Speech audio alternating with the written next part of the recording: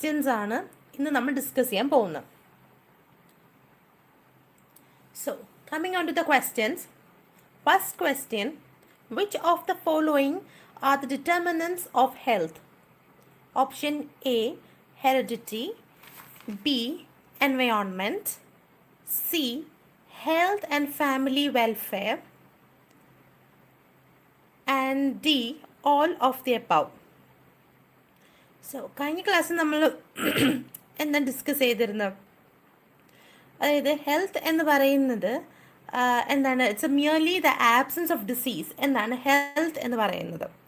Okay, അപ്പം നമ്മൾ അതിൻ്റെ വേരിയസ് കോൺസെപ്റ്റ്സ് ഉണ്ട്, ഇൻഡിക്കേറ്റേഴ്സ് ഉണ്ട്, ഡയമെൻഷൻസ് ഉണ്ട്. അപ്പം നമുക്ക് ഡയമെൻഷൻസ് ആണെങ്കിൽ ഫിസിക്കൽ, മെൻറ്റൽ, സോഷ്യൽ വെൽബീയിങ് എന്നുള്ള ഡയമെൻഷൻസിലാണ് മെയിൻ ഡയമെൻഷൻസ് എന്ന് പറയുന്നത്. ഇനി കമ്മിങ് ഓൺ ടു നമ്മുടെ ഡിറ്റർമിനൻസ്. അപ്പം നമുക്ക് ഹെൽത്ത് ഡിറ്റർമിൻ ചെയ്യാൻ വേണ്ടിയിട്ട് രണ്ട് മെയിൻ ഡിറ്റർമിനൻസ് ആണുള്ളത്. ഒന്ന് ജനറ്റിക്കും, രണ്ടാമത്തത് എൻവയോൺമെൻറ്റൽ ഫാക്ടേഴ്സും. അതിൽ ജനറ്റിക് ഫാക്ടേഴ്സാണ് നമ്മൾ എന്താണ് ഹെറിഡിറ്റി എന്ന് പറഞ്ഞാൽ gene transfer from ancestor to the new generations.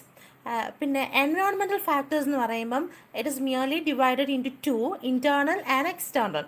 Internal factors എന്ന് പറയുകയാണെങ്കിൽ നമ്മൾ ഓർഗൻസ്, നമ്മുടെ ബോഡിയിലെ കോൺസ്റ്റിറ്റ്യുവൻസ് ലൈക്ക് ഓർഗൻസിനെയും അതിൻ്റെ ഫങ്ഷനിങ്ങിനെയാണ് നമ്മൾ ഇൻറ്റേർണൽ എൻവയോൺമെൻറ്റ് എന്ന് പറയുന്നത്. Any change in the normal function can lead to damage of health.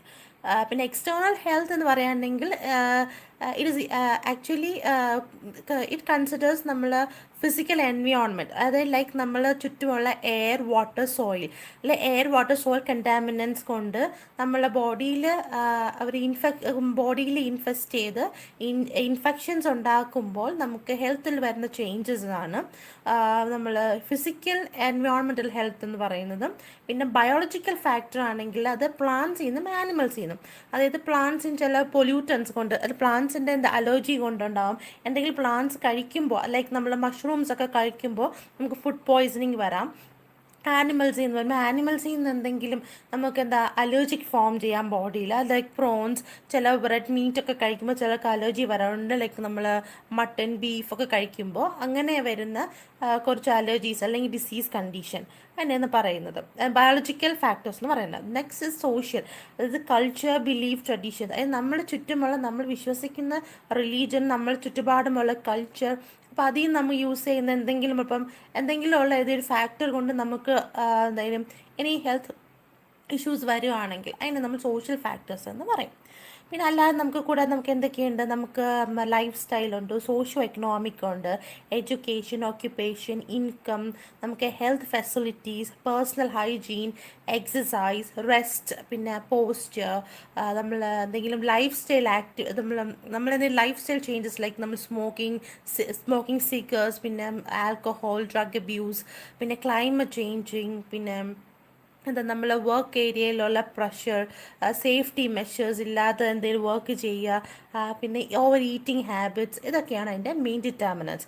അപ്പോൾ അതിൽ ഇവിടെ കൊടുത്തിരിക്കുന്ന heredity, environment, health and family welfare, അതായത് നമ്മൾ ഇതെല്ലാം കൊണ്ട് ചേർന്നാൽ നമ്മളെ ഫാമിലി വെൽഫെയറും നമ്മുടെ ചുറ്റുപാടും ഒക്കെയാണ് ഈ ഹെൽത്ത് ആൻഡ് ഫാമിലി വെൽഫെയർ എന്ന് ഉദ്ദേശിക്കുന്നത്. അപ്പോൾ എല്ലാം അതിൻ്റെ ഡിറ്റർമിനൻസ് ആയിട്ട് കൂട്ടും. So the answer is option D, all of the above. Which of the following are determinants of health? Heredity, environment, health and family welfare, and all of the above. The answer is all of the above. Now coming on the second question, health constitute which of the following dimensions? Physical, mental, social, spiritual, chemical and biological. Option A, എന്ന് പറയുകയാണെങ്കിലും A, B, C and F, B, A, C, D, E, C, A, B, C, D, D, A, C, D, E. അപ്പം answer C. അതായത് നമുക്ക് പറയാം നമ്മൾ health dimensions എന്ന് പറഞ്ഞാൽ എന്താവുന്നു, physical, mental, social and spiritual. പിന്നെ other factors like vocational, political, emotional. അതായത് വൊക്കേഷണൽ എന്ന് പറഞ്ഞാൽ നമ്മൾ വർക്ക് കൊണ്ടുവരുന്ന എന്തെങ്കിലും നമ്മുടെ ജോലി സ്ഥലത്ത് നമുക്ക് അതുകൊണ്ട് വരുന്ന ആക്ടിവിറ്റീസിനെയാണ് നമ്മൾ ആക്ടിവിറ്റീസ് അല്ല, അതുകൊണ്ട് വരുന്ന ഫാക്ടേഴ്സിനെയാണ് നമ്മൾ എന്താണ് ഹെൽത്ത് ഡയമെൻഷൻ എന്ന് പറയുന്നത്. നമുക്ക് അപ്പോൾ ചിലപ്പോൾ ലൈക്ക് നമ്മൾ എന്തെങ്കിലും പൊടിയൊക്കെ കൂടുതലുള്ള എന്തെങ്കിലും ആണ് നമ്മൾ സ്ഥലത്താണ് ജോലി ചെയ്യുന്നതെങ്കിൽ അതുകൊണ്ട് നമുക്ക് ഹെൽത്ത് ഇഷ്യൂസ് വരാം. അതിനാണ് നമ്മൾ വൊക്കേഷണൽ കൊണ്ട് അത് ഉദ്ദേശിക്കുന്നത്. Third question, which of these is not a sign of physical health? Sound sleep, good appetite, not too fat, internal conflicts. Okay, ഞാൻ കമ്മിങ് ഓൺ ടു, നമ്മൾ പറഞ്ഞിരുന്നു ഡയമെൻഷനിൽ വരുന്നതാണ്, ഡയമെൻഷൻ ഓഫ് ഹെൽത്തിൽ വരുന്നതാണ് physical health, mental health and social wellbeing. അല്ല, physical health പറയുന്നതെന്ന് പറഞ്ഞാൽ perfect functioning of the body എന്നാണ്.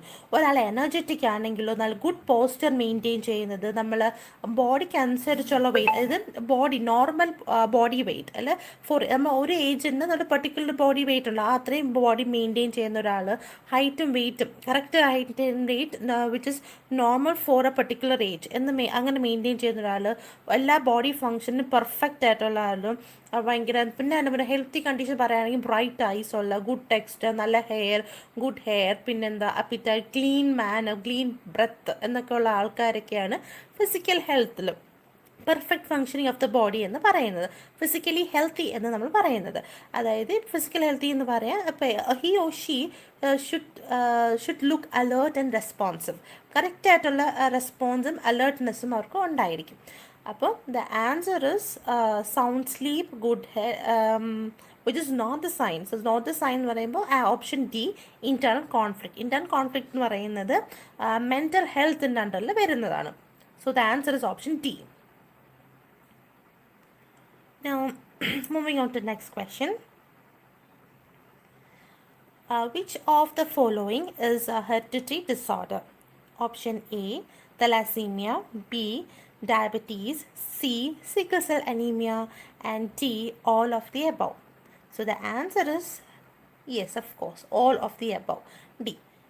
Moving on to, നമുക്ക് വൺ ബൈ വൺ ആയിട്ട് നോക്കാം. തലാസീമിയ എന്ന് പറയുന്നതെന്ന് പറഞ്ഞാൽ ഒരു ഇൻഹെറിറ്റഡ് ആയിട്ടുള്ള ഒരു ബ്ലഡ് ഡിസോർഡറാണ്, വിച്ച് ഇസ് ക്യാരക്ടറൈസ്ഡ് ബൈ നമ്മളെ ഹീമോഗ്ലോബിൻ, അതായത് ഓക്സിജൻ ക്യാരിങ് പ്രോട്ടീനായ ഹീമോഗ്ലോബിൻ്റെ അഭാവം, അതായത് ഡെഫിഷ്യൻസിയും, അതുപോലെ തന്നെ റെഡ് ബ്ലഡ് സെൽസിൻ്റെ കുറവും കൊണ്ട് വരുന്നത്. അതായത് നമ്മൾ നോർമൽ ആൾക്കാരെക്കാളും ഈ തലാസീമിക് പേഷ്യൻ്റ് ആയിട്ടുള്ള ആൾക്കാർക്ക് HB കൗണ്ടും RBC കൗണ്ടും കുറവായിരിക്കും. അതാണ് തലാസീമിയയുടെ മെയിൻ ക്യാരക്ടറിസ്റ്റിക്സ് എന്ന് പറയുന്നത്. അതിൻ്റെ സിംറ്റംസ് പറയുകയാണെങ്കിൽ ഫെറ്റീഗ്, വീക്ക്നെസ്, പെയിൽനെസ്, അതൊരു വല്ല വിളർച്ച, പിന്നെ എന്താ സ്ലോ ഗ്രോത്ത് ആയിരിക്കും. അങ്ങനെയുള്ള ആൾക്കാർക്ക് സ്ലോ ഗ്രോത്ത് ആയിരിക്കും. അതുകൂടാതെ തന്നെ ഈ ഇങ്ങനെ തലാസമിക് ആയിട്ടുള്ള പേഷ്യൻസിന് ഹോൾ ബോഡി അനീമിയ വരാം, ഫെറ്റീഗ് വരാം, വീക്ക്നെസ്, അല്ലെങ്കിൽ മെയിനായിട്ടുള്ളതെന്ന് പറഞ്ഞാൽ നമ്മൾ ഫെയിലിയർ ടു ത്രൈവ്, എല്ലാ ജോലികൾ ചെയ്യാനും അവർക്ക് ബുദ്ധിമുട്ടായിരിക്കും, അയൺ ഓവർലോഡ് വരും, shortness of breath, yellow skin and ice.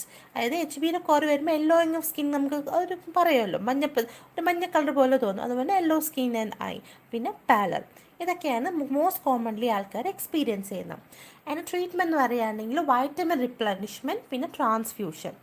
Mild ഫോമിനാണെങ്കിൽ നമുക്ക് ട്രീറ്റ്മെൻറ്റ് ആവശ്യമില്ല, പക്ഷേ സിവിയർ ഫോംസിനൊക്കെ ആണെങ്കിൽ ചിലപ്പോൾ നമുക്ക് ബ്ലഡ് ട്രാൻസ്ഫ്യൂഷനോ അല്ലെങ്കിൽ ഡോണർ സ്റ്റെം സെൽ ട്രാൻസ്പ്ലാന്റേഷനോ ആവശ്യം വരാം.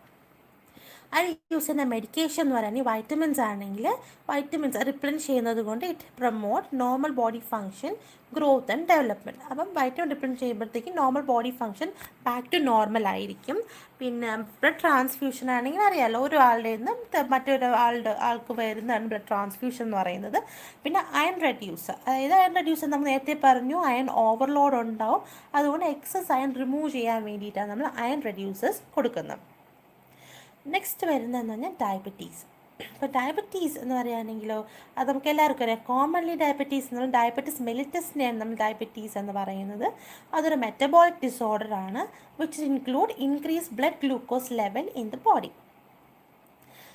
പിന്നെ ഡയബറ്റീസ് ഒരു ഗ്രൂപ്പ് ഓഫ് ഡിസീസാണ്. നമ്മൾ മോസ്റ്റ് കോമൺ ടൈപ്പ് എന്ന ടൈപ്സ് ഉണ്ട്. മോസ്റ്റ് കോമൺ ടൈപ്സ് എന്ന് പറയുന്നത് type 2 diabetes mellitus, type 1 diabetes mellitus, പിന്നെ പ്രീ ഡയബറ്റീസ് സ്റ്റേജ് ഉണ്ട്, പിന്നെ പ്രീ ഡയബറ്റീസ്, പിന്നെന്താ ജസ്റ്റേഷണൽ ഡയബറ്റീസ്. അതിൽ ടൈപ്പ് 2 ഡയബറ്റീസ് ആണെങ്കിൽ അതൊരു ക്രോണിക് കണ്ടീഷനാണ്, വെച്ചിട്ട് എന്താ നമ്മൾ ആ ബോഡിയിൽ ഇനഫായിട്ട് നമുക്ക് ഒരു ബോഡിക്ക് വേണ്ട ഒരു ഇൻസുലിൻ പ്രൊഡ്യൂസ് ചെയ്യാത്തൊരു കണ്ടീഷനാണ് എന്താണ് ടൈപ്പ് 2 ഡയബറ്റീസ് എന്ന് പറഞ്ഞാൽ. അതിന് ഒന്ന് ഇൻസുലിൻ റെസിസ്റ്റൻസ് ഉണ്ടാവും, അല്ലെങ്കിൽ പ്രോപ്പറായിട്ട് എന്താണ് ഇൻസുലിൻ പ്രൊഡക്ഷൻ കുറവായിരിക്കും. സിംറ്റംസ് എന്ന് പറയുകയാണെങ്കിൽ increase thirst, frequent urination, hunger, fatigue, blood vision. ചില കേസസിൽ അസിംറ്റമാറ്റിക് ആയിട്ടും വരാം. പിന്നെ ട്രീറ്റ്മെൻറ്റ് എന്ന് പറഞ്ഞാൽ നമുക്കറിയാമല്ലോ, മെയിൻ നമുക്കറിയാം ഡയറ്റ് ഉണ്ട്, എക്സസൈസ് ഉണ്ട്, മെഡിക്കേഷൻ ഉണ്ട്, പിന്നെ ഇൻസുലിൻ തെറാപ്പി ഉണ്ട്. ബട്ട് ഫസ്റ്റ് നമ്മൾ വരുമ്പോൾ തന്നെ എന്ത് ചെയ്യും, നമ്മൾ ഡയറ്റ് ഒന്ന് റെസ്ട്രിക്റ്റ് ചെയ്യാൻ നോക്കും. അതിന് ഡയറ്ററി റെസ്ട്രിക്ഷൻസ് ആദ്യം നടത്തും. പിന്നെ നമുക്ക് എക്സസൈസ് കൊണ്ട് നമ്മൾ body weight back to normal ആക്കാം. ഫിസിക്കൽ എക്സസൈസ് ലൈക്ക് എയറോബിക്സ്, അല്ലെങ്കിൽ ഒരു 15 to 20 മിനിറ്റ്സ് ഡെയിലി എയറോബിക്സ് ചെയ്യുന്നതും. അപ്പോൾ നമ്മൾ ബോഡി ഫങ്ഷനിങ് കൂട്ടും. മോർ ഓവർ നമ്മൾ ബോഡി വെയ്റ്റ് കുറച്ച് കുറയ്ക്കുമ്പോൾ തന്നെ കുറച്ചും കൂടെ ആ കണ്ടീഷൻ ഒരു ഭേദം വരും. പിന്നെ ലൈക്ക് ക്വിറ്റിങ്, നമ്മൾ സ്മോക്ക് ചെയ്യുന്ന ആൾക്കാരാണെങ്കിൽ വി ഷുഡ് ക്വിറ്റ് സ്മോക്കിംഗ്. പിന്നെ വെയിറ്റ് ലോസ്, അത് ഫിസിക്കൽ എക്സസൈസ് കൊണ്ട് വെയിറ്റ് ലോസ് വരും.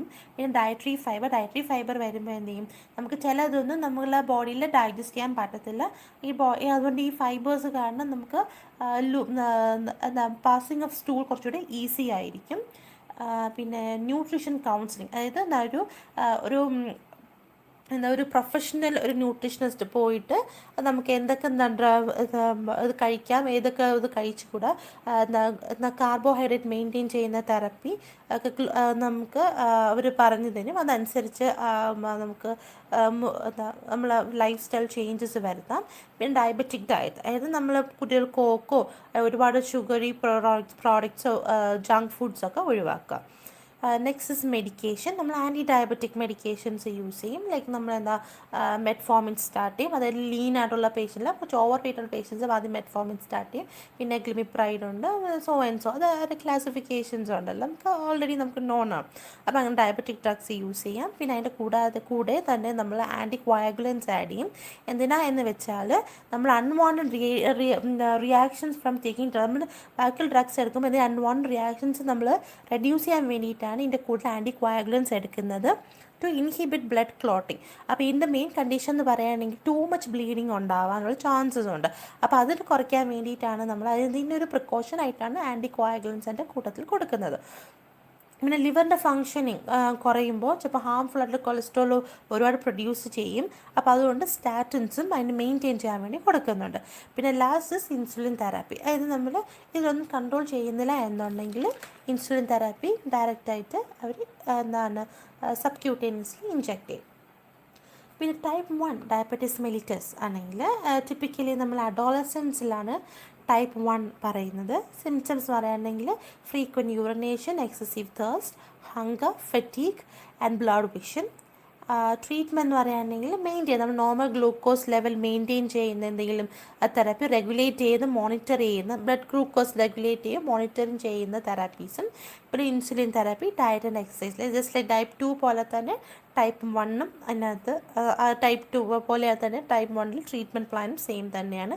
ഡയറക്റ്റായിട്ട് ഒരു ഇൻസുലിൻ അവർക്ക് ഡയറക്റ്റായിട്ട് തന്നെ ഇൻസുലിൻ അവർക്ക് കൊടുക്കും. ഡയറക്റ്റ് കൊടുക്കുകയാണ് കൂടുതലും ചെയ്യുന്നത്. ഇൻസുലിൻ കറക്റ്റ് ബാക്കിയുള്ള ആദ്യം നമ്മൾ ടൈപ്പ് 2ലാണെങ്കിൽ ആദ്യം നമ്മൾ ഡയറ്ററി മെഷേഴ്സും പിന്നെ മെഡിസിൻസ് ഒക്കെ കൊടുക്കും. പിന്നെ അതിൽ കൺട്രോൾ ആകുമ്പോഴാണല്ലോ നമ്മൾ ഇൻസുലിനൊക്കെ സ്റ്റാർട്ട് ചെയ്യുന്നത്. പക്ഷേ ഇതങ്ങനെയല്ല, ഇൻസുലിൻ ഡയറക്റ്റായിട്ട് അവർക്ക് ആദ്യമേ തന്നെ കൊടുക്കണം. ഇൻസുലിൻ ഡെഫിഷ്യൻ്റാണ് അവർ കൂടുതലും.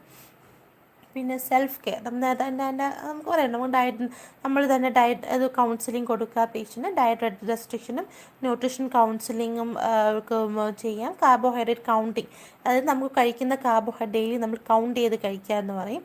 നമുക്കൊരു അളവ് വെച്ച് എല്ലാവർക്കും ഒരു മെഷർമെൻ്റ് ഉണ്ട്, ആ മെഷർമെൻറ്റ് വെച്ച് കഴിക്കുക. പിന്നെ ഫിസിക്കൽ എക്സസൈസ്. മെഡിക്കേഷൻ തന്നെയാണ് നമ്മൾ ഇൻസുലിൻ നമ്മൾ ഡയബറ്റീസിന് വേണ്ടി ട്രീറ്റ് ചെയ്യാൻ വേണ്ടി ഇൻസുലിൻ ഡയറക്റ്റായിട്ട് കൊടുക്കുന്നു. പിന്നെ ഹോർമോണൽ റിപ്ലനിഷ്മെൻറ്റ് കൊടുക്കുന്നു ടു എഫക്റ്റ് നമ്മൾ to regulate the activity of the organ. Okay, പിന്നെയെന്ന് പറഞ്ഞാൽ നമ്മളെന്താ ഡയറ്ററി സപ്ലിമെൻറ്റ്സ് നമ്മൾ എന്താ ഇതിൻ്റെ കൂട്ടത്തിൽ തന്നെ ഡയറ്ററി സപ്ലിമെൻറ്റ്സ് കൊടുക്കുക. ഒന്നി നമ്മൾ ഒരു എന്താ in conjunction with other treatment to promote health എന്നാണ് നമ്മൾ ഡയറ്ററി സപ്ലിമെൻറ്റ്സും കൂടെ ടൈപ്പ് 1 ഡയബറ്റീസ് മെൽറ്റസിന് റെക്കമെൻഡ് ചെയ്യാറുണ്ട്. ഈ നെക്സ്റ്റ് പ്രീ ഡയബറ്റിക് കണ്ടീഷൻ. ഈ കണ്ടീഷൻ എന്ന് പറയുകയാണെങ്കിൽ in which the blood sugar is high but not high enough to be type 2 diabetes. അതായത് വളരെ കുറച്ച് ഉണ്ട്, പക്ഷേ ഡയബറ്റീസ് 2 എന്നൊരു കാറ്റഗറിയിൽ വരാൻ വേണ്ടിയിട്ട് ആയിരിക്കത്തില്ല അവരുടെ ബ്ലഡ് ഷുഗർ ലെവൽ. അതായത് ഏകദേശം നമ്മൾ ഫാസ്റ്റിംഗ് ചിലപ്പോൾ 90, 95, 110 ഒക്കെ 100-നകത്തൊക്കെ വരാം. ഇതിന് പ്രീ ഡയബറ്റിക് സ്റ്റേജ് എന്ന് പറഞ്ഞാൽ എബവ് 90, 95 കൗണ്ട് വരുന്നത്. അതായത് ലൈക്ലി നമ്മൾ ഇതിൻ്റെ ഇൻഡിക്കേഷൻ എന്ന് പറയുകയാണെങ്കിൽ ഒരു 10 വർഷത്തിനുള്ളിൽ തന്നെ അവർ ഡയബറ്റീസ് ആവാനുള്ള ചാൻസ് കൂടുതലാണ്. ഇങ്ങനെ നമ്മൾ കാണുന്നവർക്ക് ഒരു അസിംറ്റമാറ്റിക് കണ്ടീഷൻസ് ആണ് കൂടുതലും പറയുന്നത്. അപ്പോൾ അവർക്ക് പെട്ടെന്ന് ഹൈപ്പോ ഒക്കെ വരാം, പെട്ടെന്ന് നമ്മൾ ഷുഗർ ലെവൽ കൗണ്ടൊക്കെ പോവാം, അങ്ങനെയൊക്കെ അവർക്ക് അറിയാൻ പറ്റും. അതൊരു മൈൽഡ് ഒരു സിംറ്റമായിട്ട് വേണമെങ്കിൽ എടുക്കാം, പക്ഷേ മെയിൻലി പറയുന്നത് അസിംറ്റമാറ്റിക് ആണെന്നാണ്. പിന്നെ നമുക്ക് ഇങ്ങനെ കാണുമ്പോൾ തന്നെ നമുക്ക് ലൈഫ് ചേഞ്ചസ് നമുക്ക് ചെയ്യാം, ലൈഫ് സ്റ്റൈൽ ചേഞ്ചസ് ചെയ്യാം. പിന്നെ നമ്മൾ ഫുഡ് ഹാബിറ്റ്സും ജങ്ക് ഫുഡ്സൊക്കെ ഒഴിവാക്കാം, വെയിറ്റ് കൺട്രോൾ ചെയ്യണം, മെഡിക്കേഷൻസൊക്കെ സ്റ്റാർട്ട് ചെയ്യുമ്പോൾ ടു ആൻ എക്സ്റ്റെൻറ്റ് നമുക്ക് കുറേ നാളും കൂടെ പ്രൊലോങ് ചെയ്യാൻ പറ്റും. അപ്പം എന്ത് ചെയ്യും, ഇങ്ങനെ ചെയ്യുമ്പോൾ തന്നെ ബ്ലഡ് ഷുഗർ ബാക്ക് ടു നോർമലായിട്ട് വരും. അപ്പം അങ്ങനെ ബോഡി മെയിൻറ്റെയിൻ ചെയ്യുകയാണെങ്കിൽ കുറേ നാൾ നമുക്ക് ഇത് വരാതിരിക്കാൻ നമുക്ക് നോക്കാം. പിന്നെ ജസ്റ്റേഷണൽ ഡയബറ്റീസ് ആണ് അടുത്തത്. അതെന്ന് പറഞ്ഞാൽ നമ്മൾ പ്രഗ്നൻറ്റ് സമയത്ത് നമ്മൾ ഈസ്ട്രജൻ ലെവലൊക്കെ കൂടും. ഈ ഡയറക്റ്റ് പ്രപ്പോർഷണൽ ടു ഇൻസുലിൻ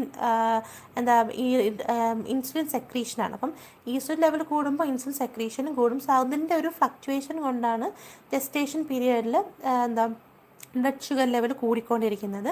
അത് കൂടുന്നതെന്ന് വെച്ചാൽ ഭയങ്കര ഡേഞ്ചറസ് ആണ്, ഫ്ലക്ച്വേറ്റ് ചെയ്യുന്ന ഡേഞ്ചറസ് ആണ്. പക്ഷേ ഒരേ ലെവൽ കൂടിക്കൊണ്ടിരിക്കുകയാണെങ്കിൽ പ്രശ്നമല്ല. പിന്നെ ഒരുപാട് കൂടുതലാണെങ്കിൽ മെഡിക്കേഷൻസ് യൂസ് ചെയ്യും. പിന്നെ എക്സസീവ് പിന്നെ അങ്ങനെ ജസ്റ്റേഷൻ ഡയബറ്റിക് ആവുകയാണെങ്കിൽ MNT-യിലായിരിക്കണം. അതിന് മൾട്ടി ന്യൂട്രീഷണൽ തെറപ്പി എന്ന് പറയും. MNT-യിൽ എടുക്കണം. പിന്നെ എക്സസീവ് ഹങ്കർ ഉണ്ടായിരിക്കും, അവർക്ക് ഭയങ്കര തേഴ്സ്റ്റ് ആയിരിക്കും. പിന്നെ അവരുടെ മെയിൻ കണ്ടീഷൻ എന്ന് പറയുകയാണെങ്കിൽ ഫീറ്റൽ മാക്രോസോമ, അതായത് കുട്ടി വലുതായിരിക്കും, ബേബിക്ക് വെയിറ്റ് കൂടുതലായിരിക്കും, ഫ്രീക്വൻറ്റ് യൂറിനേഷൻ, പിന്നെ thrush in men and women. ഈ ത്രഷ് എന്ന് പറയുകയാണെങ്കിൽ അതൊരു വേറൊരു കണ്ടീഷനാണ്. ത്രഷ് എന്ന് പറഞ്ഞാൽ ഓറോഫാരൻജിയൽ കാൻഡിഡിയാസിസ് എന്ന് പറയുന്ന ഒരു കണ്ടീഷനാണ്. എന്ന് പറഞ്ഞത് ഈസ്റ്റ് പോലെ ഒരു ഫംഗൽ ഡിസീസാണ്. It is caused by Candida albicans. അതായത് നമ്മുടെ മൗത്തിലും ത്രോട്ടിലും ഒരു ഫംഗസ് ഇൻഫെക്ഷൻ വരും. അപ്പം ഇത് ട്രിഗർ ചെയ്യുന്നതെന്ന് പറഞ്ഞാൽ ഒന്ന് നമ്മൾ പറഞ്ഞു ഡയബറ്റീസ് ആണ് ഇത്. അത് മാത്രമല്ല, നമ്മൾ പ്രഗ്നൻസിയും പിന്നെ മെഡിക്കേഷൻ ലൈക്ക് നമ്മൾ സ്റ്റീറോയിഡ് സ്പ്രേ ഒക്കെ യൂസ് ചെയ്യുന്നവർക്ക്, അതായത് നമ്മൾ ആസ്മയ്ക്ക് സ്റ്റീറോയിഡ് സ്പ്രേ ഒക്കെ യൂസ് ചെയ്യുന്ന ആൾക്കാർക്ക്, സ്മോക്ക് ചെയ്യുന്നവർക്ക്, ഡെൻച്ചേഴ്സ് നമ്മളുടെ ആർട്ടിഫിഷ്യൽ പല്ലൊക്കെ ടീത്തൊക്കെ വെക്കുന്നവർക്ക്, പിന്നെ എന്തെങ്കിലും പ്രത്യേകിച്ച് ഒരു ഇൽനെസ് ഉള്ളവർക്കൊക്കെയാണ് ഇങ്ങനെ ഫംഗൽ ഇൻഫെക്ഷൻ കാണുന്നത്. പിന്നെ coming on to sickle cell anaemia. Sickle cell anaemia എന്ന് പറയുകയാണെങ്കിൽ അതും ഒരു ഇൻഹെറിറ്റഡ് ഗ്രൂപ്പ് ഓഫ് ഡിസോർഡറാണ്. ആർ ബി സി എന്തോ ചെയ്യുന്നത്, RBCയുടെ ഷേപ്പ് മാറി ഒരു സിക്കിൾ ഷേപ്പായിട്ട് മാറും. അപ്പം ഇതിലെന്ന് പറയുകയാണെങ്കിൽ നമ്മൾ ഏർലി ആയിട്ട് പെട്ടെന്ന് തന്നെ ഈ RBCസിൻ്റെ ലൈഫ് സ്പാൻ കുറയും. പെട്ടെന്ന് തന്നെ ഏർലി ഡെത്ത് നടക്കും, RBCൻ്റെ ഏർലി ഡെത്ത് നടക്കും. അത് leaving to shortage of healthy RBC. നമുക്ക് ഹെൽത്തി RBC അവിടെ കാണില്ല. അത് മാത്രമല്ല, ഇതെന്തോ ചെയ്യും, അതിനെ നമ്മൾ സിക്കിൾ സെൽ അനീമിയ എന്ന് പറയുന്നത്. അത് ഷോർട്ടേജ് ഓഫ് RBC. പിന്നെ it can block blood flow carrying causing pain. അത് ബ്ലഡ് ഫ്ലോ കുറയ്ക്കുകയും ചെയ്യാം. അപ്പോൾ അത് നമ്മൾ എന്താ ഒരു നോർമൽ നേച്ചറിൽ നിന്ന് മാറി സിക്കിൾ ഷേപ്പിലോട്ട് മാറും. അപ്പോൾ ബ്ലഡ് ഫ്ലോന് ഹിൻഡർ ചെയ്യും. ഇറ്റ് ലീഡ്സ് ടു പെയിൻ, അപ്പോൾ എക്സ്ട്രീം പെയിൻ ആയിട്ട് മാറും. അപ്പം ഇതിനെ നമ്മൾ പറയുന്ന ഈ കണ്ടീഷനെ നമ്മൾ സിക്കിൾ സെൽ ക്രൈസിസ് എന്ന് പറയുന്നത്. ഈ സിക്കിൾ സെൽ അനീമിയയിലെ പെയിൻ എന്ന് പറയുകയാണെങ്കിൽ അത് ഓപ്പിയോയിഡ് സെൻസിറ്റീവ്, അത് സിവിയർ പെയിൻ ആണ് ഇതവർ ഉദ്ദേശിക്കുന്നത്. അങ്ങനെ അതായത് ലോങ് ഡ്യൂറേഷനിൽ സിവിയർ പെയിൻ ആണ് ഇങ്ങനത്തെ ഒരു പേഷ്യൻസിന് ഉണ്ടാവുന്നത്. മെയിൻ ആയിട്ടുള്ള സിംറ്റം എന്ന് പറഞ്ഞാൽ ഫ്രീക്വൻറ്റ് ഇൻഫെക്ഷൻ, പെയിൻ, ഫെറ്റീഗ്, എപ്പോഴുള്ള തളർച്ചയൊക്കെയാണ് പിന്നെ മെയിനായിട്ടുള്ള സിംറ്റംസ് എന്ന് പറയുന്നത്. പിന്നെ ഒത്തിരി പെയിൻ ഉണ്ട്. ആ പെയിൻ മെയിനായിട്ട് ജോയിൻസിലായിരിക്കും ഇത് കാണുന്നത്. പിന്നെ സഡൻ പെട്ടെന്ന് അല്ലെങ്കിൽ തന്നെ പെട്ടെന്ന് ചെസ്റ്റ് പെയിനും കാണാൻ ചിലർക്ക് കാണാറുണ്ട്. പിന്നെ ഹോൾ ബോഡി സിംറ്റംസ് എന്ന് പറയുകയാണെങ്കിൽ ഡിസിനെസ് വരും, fatigue, low oxygen in the body. അപ്പോൾ ലോ ഓക്സിജൻ ബോഡിക്ക് വരുമ്പോഴത്തേക്കും മലൈസ് വരും. പിന്നെ യൂറിനറി ആണെങ്കിൽ inability to make concentrated or diluted urine or blood in urine. അപ്പോൾ യൂറിനിൽ ബ്ലഡ് കാണാം, അല്ലെങ്കിൽ എന്താ കോൺസെൻട്രേറ്റഡ് അല്ലെങ്കിൽ ഭയങ്കര ഡൈല്യൂട്ടഡ് യൂറിൻ, ഒരുപാട് കോൺസെൻട്രേറ്റ് യൂറിൻ വരില്ല, ഡൈല്യൂട്ടഡ് യൂറിൻ ആയിരിക്കും അവർക്ക് കാണുന്നത്. അല്ലെങ്കിൽ യൂറിനിൽ ബ്ലഡും കാണാം. ഓൾസോ എന്താ പറയുന്ന മെയിനായിട്ടുള്ള കോമൺ ആയിട്ട് കാണുന്നതാണ് abnormal break down of RBC, inflamed fingers and toes, pallor, shortness of breath, yellow skin or eyes. ഇത് ട്രീറ്റ്മെൻറ്റ് എന്ന് പറയുകയാണെങ്കിൽ മെയിൻലി മെഡിക്കേഷൻ ഉണ്ട്. മെഡിക്കേഷൻ, ബ്ലഡ് ട്രാൻസ്ഫ്യൂഷൻ, റെയർലി പിന്നെ ചിലർക്ക് ബോൺ മാരോ ട്രാൻസ്പ്ലാന്റും, ചിലത് വെരി റെയറായിട്ടുള്ള മാത്രമേ ബോൺ മാരോ ട്രാൻസ്പ്ലാന്റേഷൻ കാണാറുള്ളൂ. പിന്നെ ഇവർക്കെന്ന് പറഞ്ഞാൽ എക്സ്ട്രീം പെയിൻ ആയതുകൊണ്ട് അവർക്ക് ഡിവൈസ് ഉണ്ട്, അതായത് പേഷ്യൻറ്റ് കൺട്രോൾഡ് അനാൽജസിയ എന്ന് പറയും. അതായത് it allows the patient pain വരുമ്പോൾ തന്നെ ബട്ടൺ പ്രസ് ചെയ്ത് നമ്മൾ ഈ ആസ്മ മറ്റേ ഈ നെബുലൈസർ പോലെ ബട്ടൺ പ്രസ് ചെയ്ത് അവർക്ക് അതിൽ നിന്ന് ആവശ്യമുള്ള ക്വാണ്ടിറ്റി നമ്മുടെ ബോഡിയിൽ ഇൻജെക്റ്റ് ചെയ്യാൻ പറ്റും. അപ്പം പെയിൻ കൺട്രോൾ അനാൽജസിയ എന്നാണ് എന്നെ പറയുന്ന ഡിവൈസിന്. മെഡിക്കേഷൻ ആണെങ്കിൽ നാർക്കോട്ടിക് യൂസ് ചെയ്യും, അതായത് to relief pain, the dulls the senses. അപ്പം ഈ പെയിൻ നാർക്കോട്ടിക് എന്ത് ചെയ്യും, ഇതിൻ്റെ പെയിൻ സെൻസസിനെ ഡൾ ചെയ്യും, എന്നിട്ട് എന്ത് ചെയ്യും, ഡ്രൗസിനെസ്സും ഉണ്ടാക്കും. ചില കേസസിൽ it can lead to addictive ആയിട്ടുള്ള കേസസും ഉണ്ട്, അഡിക്ഷൻ ഫോം ചെയ്യാൻ വേണ്ടി. പിന്നെ കീമോതെറാപ്പി ഉണ്ട്. Unwanted reactance unwanted reactions to drug give for purpose for killing cancer cells. അതായത് ചിലതിൽ കീമോതെറാപ്പീസും കൊടുക്കാറുണ്ട്. അതായത് നമ്മൾ അൺവാണ്ടഡ് റിയാക്ഷൻസ് ടു ഡ്രഗ്സ് എന്തെങ്കിലും ചെയ്യുന്നുണ്ടെങ്കിൽ നമ്മൾ ക്യാൻസർ സെൽസിന് പോലെ കൊല്ലാൻ വേണ്ടി യൂസ് ചെയ്യുന്ന പോലത്തെ ഒരു കീമോതെറാപ്പിയും അവർക്ക് കൊടുക്കാറുണ്ട്. പിന്നെ വൈറ്റമിൻ റിപ്ലനിഷ്മെൻറ്റ്, പിന്നെ നെക്സ്റ്റ് ബ്ലഡ് ട്രാൻസ്ഫ്യൂഷൻ. ഇതൊക്കെയാണ് സിക്കിൾ സെൽ അനീമിയയുടെ കുറച്ച് ഫാക്ട്സ് എന്ന് പറയുന്നത്. സോ ആൻസർ നമുക്കറിയാം. Which of the hereditary disorder ഏതൊക്കെയാണ്? തലാസീമിയ ഒരു ഹെറിഡിറ്ററി ആണ്, ഡയബറ്റീസ് ആണ്, സിക്കിൾ സെൽ അനീമിയ ആണ്. And so the answer is above all. Moving on to the next question. Which of the following is not a socio-economic determinants of health? അതായത് socio economic determinants അല്ലാത്തത് എന്താണ്? A, economic status, educational status, none of these, and D, political system. അപ്പം നമ്മൾ ചുറ്റുപാടുമുള്ള നമ്മളുടെ, അതായത് നമ്മുടെ status, നമ്മളുടെ കയ്യിലുള്ള നമ്മളുടെ വീട്ടിലുള്ള വരുമാനം, സാലറി, ഇൻകം, നമുക്ക് വരുന്ന എല്ലാ കാര്യങ്ങളും, നമ്മളെ ചുറ്റുപാട്, നമ്മളെ എഡ്യൂക്കേഷണൽ ക്വാളിഫിക്കേഷൻ, നമ്മളുടെ എന്തൊക്കെയാണ് നമ്മളുടെ കയ്യിലുള്ളത്, പിന്നെ നമ്മളെ പൊളിറ്റിക്കൽ സിസ്റ്റം വരെ നമ്മൾ ചുറ്റുപാട്, അതായത് നമുക്ക് എന്തെങ്കിലും ഡിസ്റ്റർബ്, നമുക്ക് ചുറ്റും നടക്കുന്ന എന്തെങ്കിലും കാര്യം നമുക്കിതിന് ഡിസ്റ്റർബ്ഡ് ആയിട്ടുള്ള എന്തെങ്കിലും പൊളിറ്റിക്കൽ ആക്ടിവിറ്റിയോ അല്ലെങ്കിൽ അപ്പം നമുക്ക് പറയാം എല്ലാ തല ആൾക്കാർക്കും ഒരേപോലെ നമുക്കിപ്പോൾ ഫുഡ് കിട്ടുക. ഫോർ എക്സാമ്പിൾ എല്ലാവർക്കും നമുക്ക് നല്ലൊരു പൊളിറ്റിക്കൽ സിസ്റ്റം ഉണ്ടെങ്കിൽ ഇപ്പോൾ എന്തെങ്കിലും ഷോർട്ടേജ് വരെ ഇപ്പോഴത്തെ കണ്ടീഷനിൽ, ഇപ്പോൾ ലൈക്ക് നമ്മൾ കോവിഡ് കണ്ടീഷനിൽ നമുക്കിപ്പോൾ എല്ലാവർക്കും ഈക്വലി ഫുഡ് ഡിസ്ട്രിബ്യൂഷൻ, എല്ലാ ആൾക്കാർക്കും ഫുഡ് അത്യാവശ്യമുള്ള കാര്യങ്ങളൊക്കെ കിട്ടുവാണെങ്കിൽ അത് it's because of good political system. അങ്ങനെ കിട്ടുന്നില്ലെങ്കിൽ അത് it's A failure of political system. അപ്പോൾ ആൾക്കാർക്ക് ഇപ്പോഴത്തെ പൊളിറ്റിക്കൽ സിസ്റ്റത്തിൽ ഹാപ്പിയാണ് എന്നുണ്ടെങ്കിലും അവരുടെ മനസ്സിനും മെൻ്റലിയും ഒരു ഹാപ്പി ആയിരിക്കാം. ഇറ്റ് ഓൾസോ കം അണ്ടർ, അതായത് political factors also come under the determinants of health.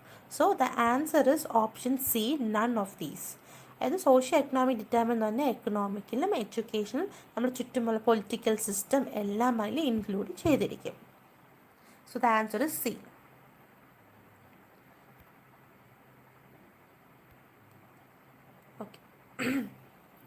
Coming on to next question. Crude death rate means. അതായത് ക്രൂഡ് ഡെത്ത് റേറ്റ് എന്ന് പറഞ്ഞാൽ നമ്മളുടെ ഒരു സൊസൈറ്റിയിൽ, ഒരു കമ്മ്യൂണിറ്റിയിൽ, അല്ലെങ്കിൽ ഒരു നമ്മളൊരു സ്റ്റേറ്റ് അല്ലെങ്കിൽ നമ്മളൊരു നേഷനിൽ എത്ര ആൾക്കാർ മരണപ്പെടുന്നു, ഒരു വർഷത്തിൽ എത്ര ആൾക്കാർ മരിക്കുന്നു, അതിനെ നമ്മൾ എത്ര ഏത് ഒരു കൗണ്ടിലാണ് പറയുന്നു എന്നാണ് നമ്മൾ ക്വസ്റ്റ്യൻ. അതായത് option A number of deaths per 1000 population per year, B number of deaths per 10,000 populations per year, number of deaths per 1 lakh populations per year, number of deaths per 100 populations per year. ഞങ്ങൾ ഇങ്ങനെയുള്ള rate എല്ലാം, നമ്മുടെ death rate, infant mortality എല്ലാ റേറ്റ്സും നമ്മൾ per 1000ലാണ് calculate ചെയ്യുന്നത്. So the answer is 100 അല്ല, A option A ആണ്, number of deaths per 1000 populations per year. So the answer is A. അത് നമ്മൾ എപ്പോഴും 1000 എന്നുള്ള കണക്കിലാണ് നമ്മൾ ചെയ്യുന്നത്, കാൽക്കുലേറ്റ് ചെയ്യുന്നത്. Moving on to next question. ഇതിലേക്ക് മനസ്സിലാകും 1000 ആണ് അതിൻ്റെ കണക്ക്. നമ്മൾ യൂസ് ചെയ്യുന്നത് 1000 ആൾക്കാർക്ക് എത്ര പേര് ഒരു വർഷം മരിക്കുന്നു, പെർ 1000 എത്ര പേര് മരിക്കുന്നു എന്നാണ് നമ്മൾ കണക്കാക്കുന്നത്.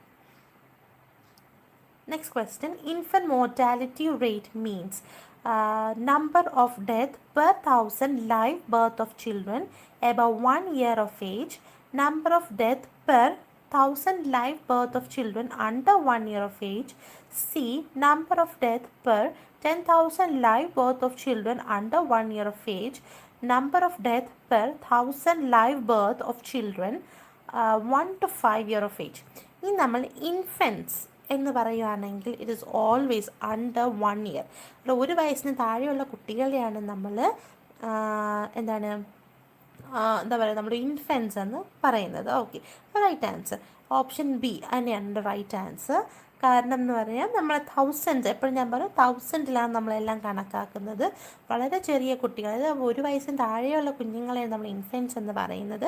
പിന്നെ ഇത് കാൽക്കുലേറ്റ് ചെയ്യുന്ന എന്നാൽ ലൈവ് ബർത്ത്, അതായത് നമ്മൾ ജനിക്കുന്ന ജീവനുള്ള കുട്ടികൾ, അതായത് നമ്മൾ ചില കുട്ടി സ്റ്റിൽ ബോൺ ആയിട്ട് വരും, അവരെല്ലാം നമ്മൾ എടുക്കുന്നത് അതായത് ലൈവ് ബർത്ത് ആയിട്ടുള്ള കുട്ടികളിൽ 1000 കുട്ടികളിൽ എത്ര പേര് മരിക്കുന്നു ഒരു വർഷം, അണ്ടർ 1 ഇയർ ഓഫ് ഏജിൽ എത്ര പേര് മരിക്കുന്നു, അതിനെയാണ് നമ്മൾ ഇൻഫൻറ്റ് മോർട്ടാലിറ്റി റേറ്റ് എന്ന് പറയുന്നത്. ഇറ്റ് ഓൾ കാൽക്കുലേറ്റ്സ് എന്താണ്, നമ്മളെ ഹെൽത്ത് സിസ്റ്റമാണ്, നമ്മളെ എത്രത്തോളം നമ്മളെ ഹെൽത്ത് സിസ്റ്റം ഇൻഡിക്കേറ്റ് ചെയ്യുന്ന ഫാക്ടേഴ്സാണ് ഇതൊക്കെ ഹെൽത്തിൽ ഇൻഡിക്കേറ്റേഴ്സിൽ വരുന്നതാണ് ഇൻഫൻറ്റ് മോർട്ടാലിറ്റി റേറ്റ് ഒക്കെ.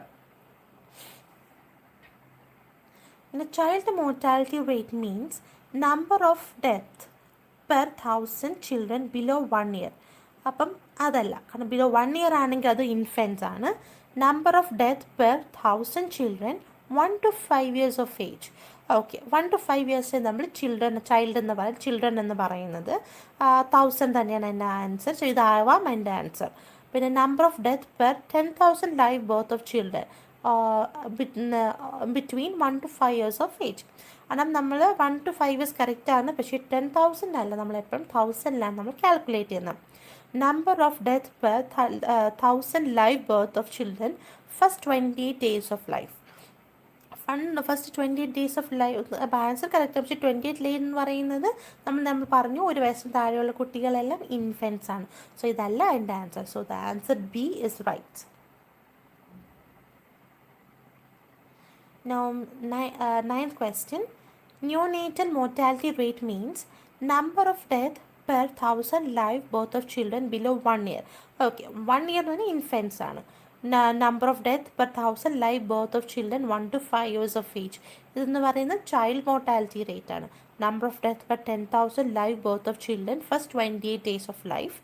And option T number of death per 1000 live birth of children first 28 days of life.